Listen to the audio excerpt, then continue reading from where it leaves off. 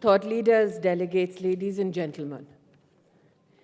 It has been incumbent upon me to speak not only about New India, but also in consonance with my understanding of the term Hindutva.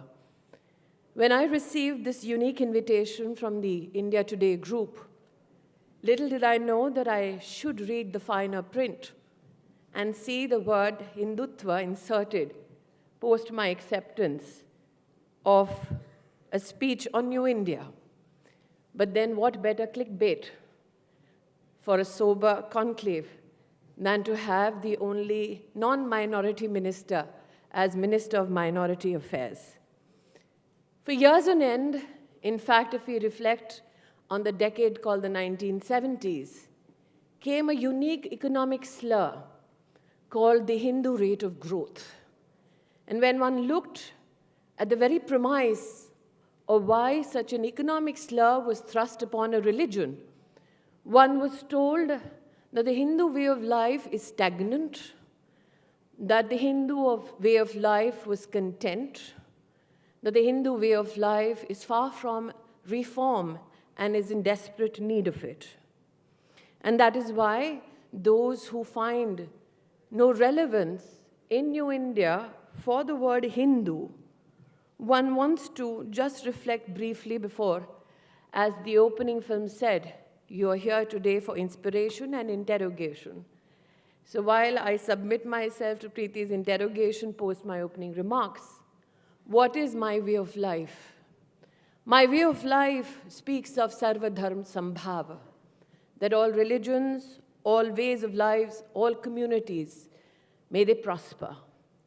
And on this path of prosperity, my way of life gives the country a Pradhan Sevak. That is the Pradhan Sevak who looks at prosperity from a new premise. He looks at 480 million Indians bereft of financial services and initiates a program called Jan Dhan Yojana, where for the first time in 7 decades of our independence, the poor have access to banks. So much so that when this Pradhan Sevak speaks about the dignity of women, he speaks about the need to fulfill their daily challenges with a solution called a toilet. That is why my way of life gives us a Pradhan Sevak who builds 110 million individual toilets for every household in India. What does my way of life give my country?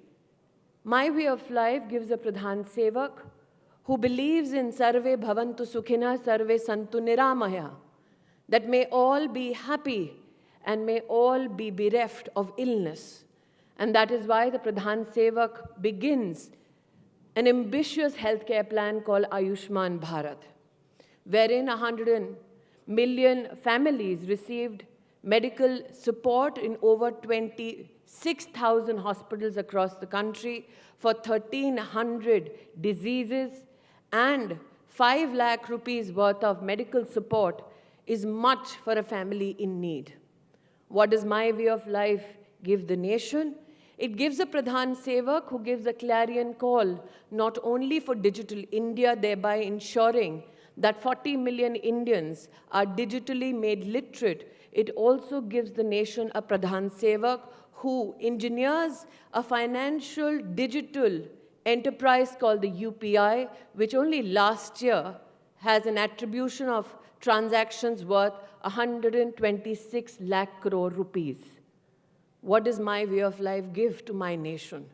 It gives to my nation a Pradhan Sevak who believes that at the very core of India's diplomacy lies India's interests.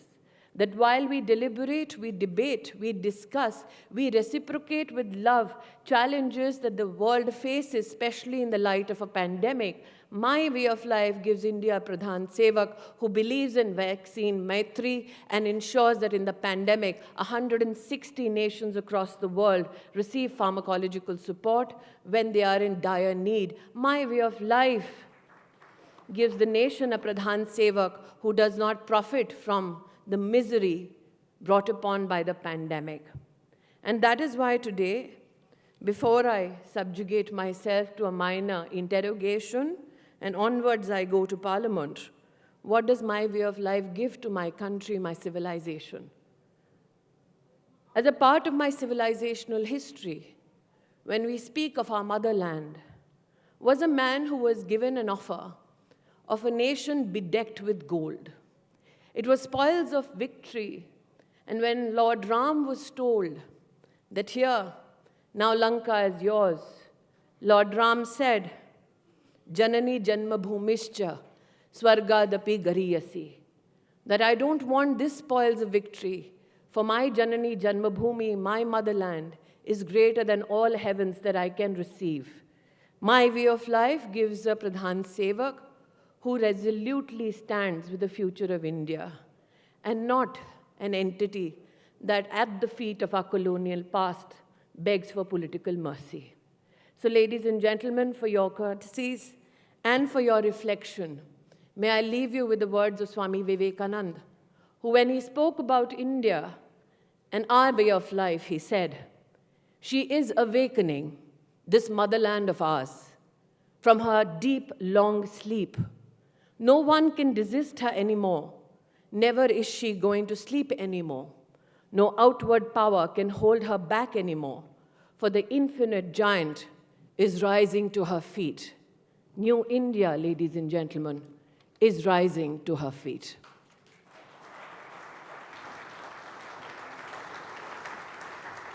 Thank you, Ms. Irani. And, I want to take it from there with your vision statement of what New India stands. You spoke of New India vis-a-vis Hindutva.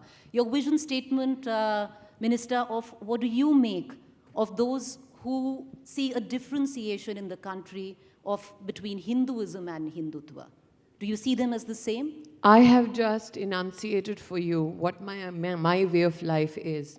And if there's a socio-political or economic view of my way of life, let's look at the way of life from an economic perspective.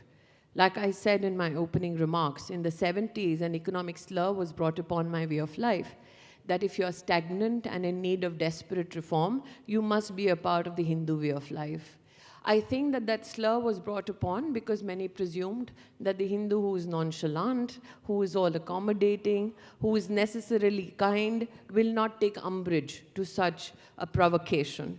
But I believe that is New India needled with these kind of provocative discussions.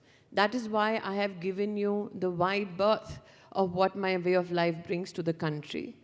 Today, when I said that my way of life talks about good health, and I speak about vaccine Maitri, and I speak about Ayushman Bharat, let's contextualize what that program means for the average Indian woman.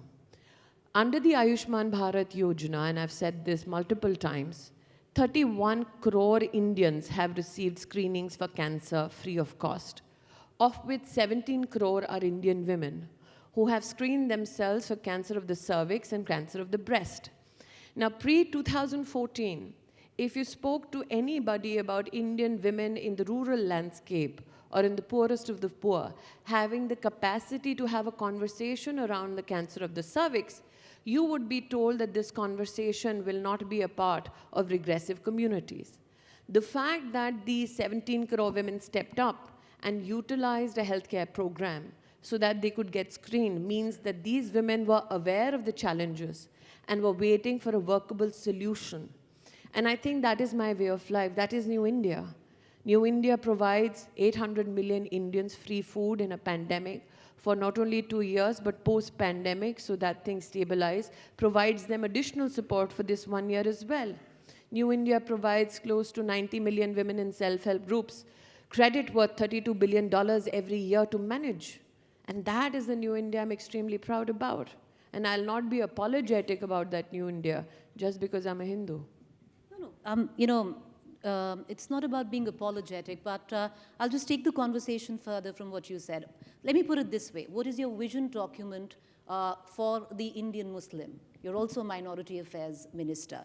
And I would reckon in the country, there could be a set which maybe feels a little intimidated by the masculinity of Hindutva that we talk about. Maybe that's why they have a female minister in that particular segment. But jokes aside, I'm married to a micro-minority community member. I'm married to a Zoroastrian. There are barely 55,000 of them across the world. And I'm very proud when my Parsi family gets up and says, I'm not a minority because an Indian cannot be a minority in his or her own country. And I think that one has to be cognizant of the fact that when Prime Minister Modi speaks about Ayushman Bharat, does it not encompass all communities? It most definitely does. When he builds 30 million homes for the poor, does it not have homes for those who come from the minority community? Most certainly it does.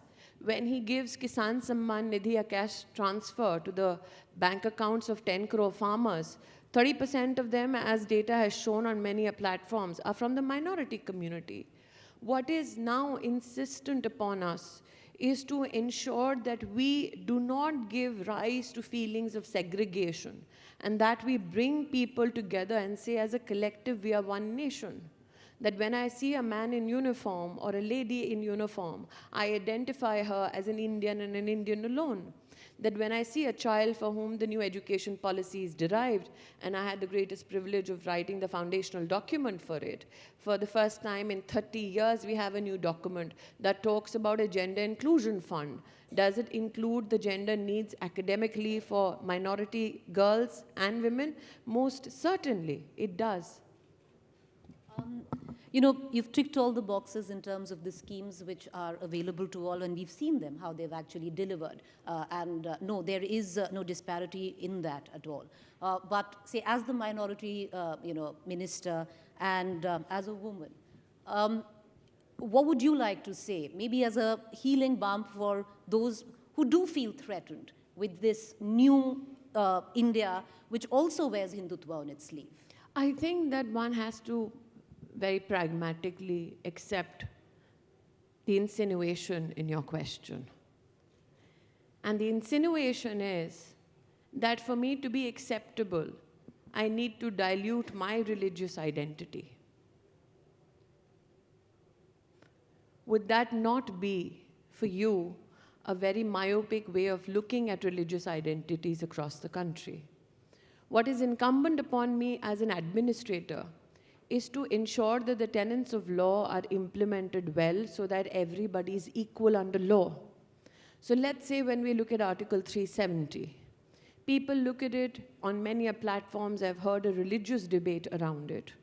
On many platforms, I have heard a community-based debate around it. But as a lawmaker, why do I look at it a bit differently? That is an article that in some way denied many laws for women and children and the backward communities to be implemented in the state of Jammu and Kashmir.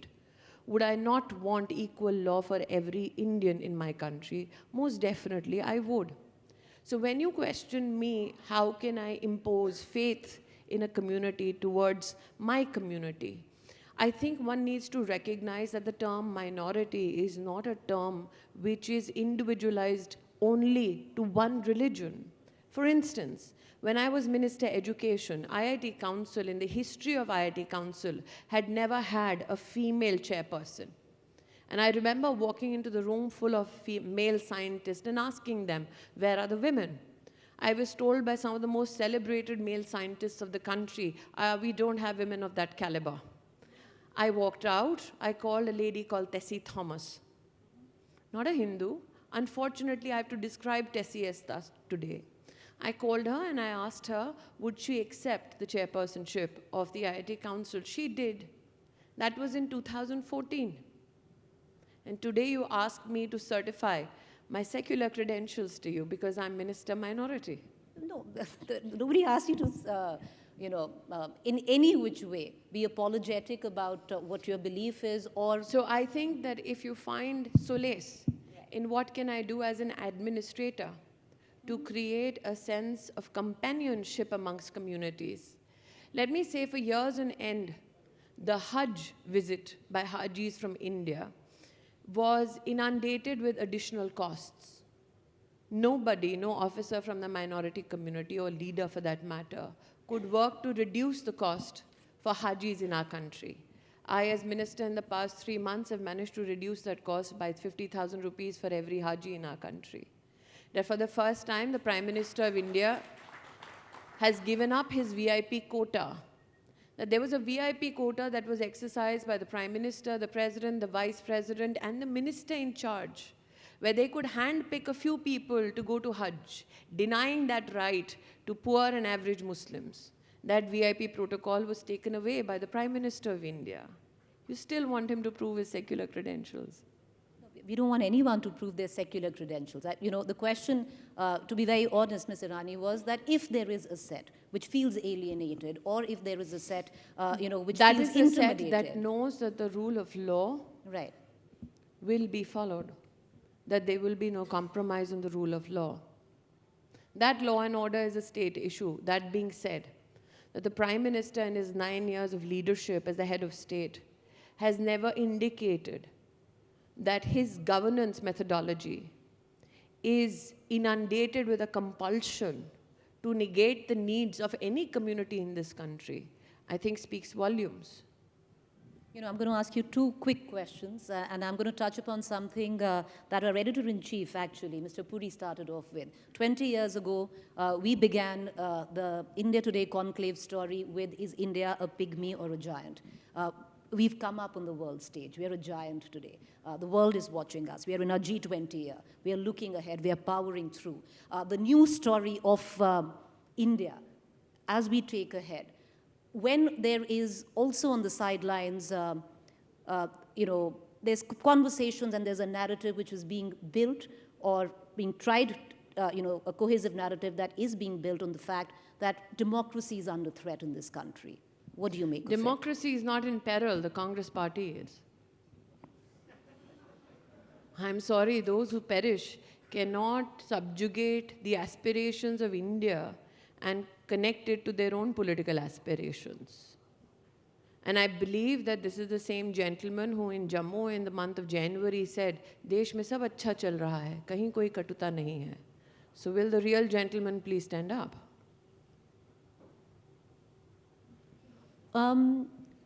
For the gentleman that you spoke of as well, and I'm sure you're going to now speak of in Parliament as we're just going to let you go, does criticizing India, because we are all part of the India story, make us anti-Indians or anybody anti-India? I think you do not contextualize what has happened in London.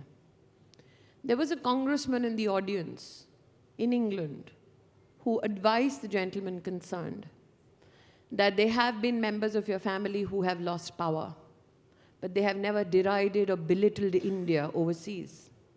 That gentleman, given his legacy and his relationship with the Gandhi family, gave well-founded advice. That advice was not taken is a choice that the gentleman exercised. But it is my choice as an Indian to not accept that kind of behavior.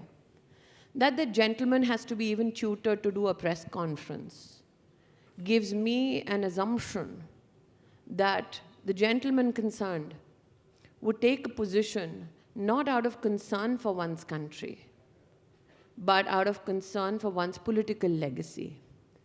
And if there is one election, if you want to forget what happened in 2014 and 2019, but if there is one election that can tell the gentleman concerned that you need to wake up and smell the political coffee, it is the elections that have transpired in the Northeast, where the Northeast has resolutely voted for the Bharatiya Janata Party. States which are not Hindu-dominated have voted for the Bharatiya Janata Party. Because Antogatva, development works. I don't think, Ms. Irani, anyone would ever forget on what went down in 2014 or 2019. Least of all you. You've come across as a giant killer from there on. And he's barely a giant, but thank you. No, that's... well, we're going to let you go. I know you need to get to Parliament. But for the benefit of everyone who's sitting here, if you had to make a speech, because, you know, we heard that press conference of yours yesterday where you asked Rahul Gandhi to apologize. And if you had to make a speech in Parliament to possibly counter it, what would you say today? Would I make a speech to an absentee MP? I spoke what I spoke as an Indian. I spoke what many Indians believe. And I think if you just look at the Indian ways of bringing up our children, you will see many mothers who say, jo jhagda karna hai, ghar pe karo. Bahar jaake nahi karo. That quintessentially we are all argumentative is known. That quintessentially we will deliberate, debate, discuss is known. But what also needs to be known, that this altercation now transpires when India has been pronounced as the 5th largest economy of the world. Can we contribute, if not then, but now, towards a rising economic power? Because that power is every Indian's dream. I appreciate it. Thank you so much. We know you're not well. And thank you so much for taking the time out, ma'am. Ladies and gentlemen, can we please raise a warm applause for the Minister? Thank you so much, Ms. Irani. Thank you so much. Appreciate it.